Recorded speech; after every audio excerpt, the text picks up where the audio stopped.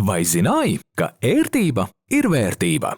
Valsts vienotā datorizētā zemesgrāmata ir elektronisks publisks reģistrs, kurā ir pieejama informācija par nekustamajiem īpašumiem un ar tiem saistītajām tiesībām. Turklāt www.zemesgrāmata.lv ir pieejami vairāki pakalpojumi, kas personai pieejami bez maksas.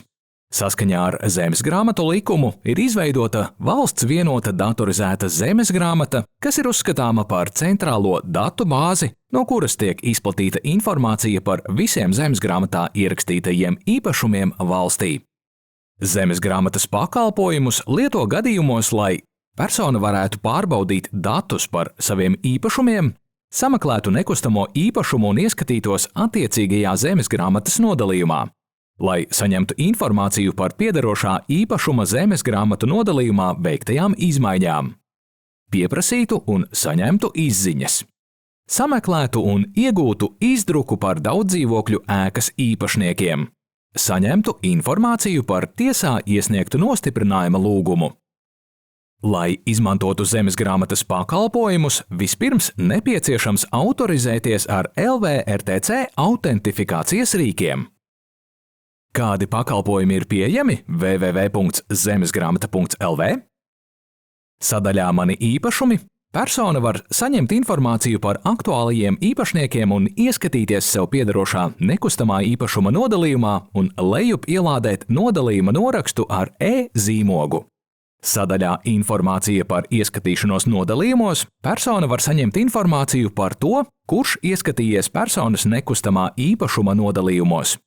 Sadaļā Pieteikt manu īpašumu uzraudzību, piesakot e-pakalpojumu paziņojumi par iesniegtajiem nostiprinājuma lūgumiem, nekustamā īpašuma īpašniekam uz pieteikumā norādīto e-pasta adresi tiks nosūtīts agrīnais brīdinājums par tiesā iesniegtu nostiprinājuma lūgumu uz viņam piederošu nekustamo īpašumu.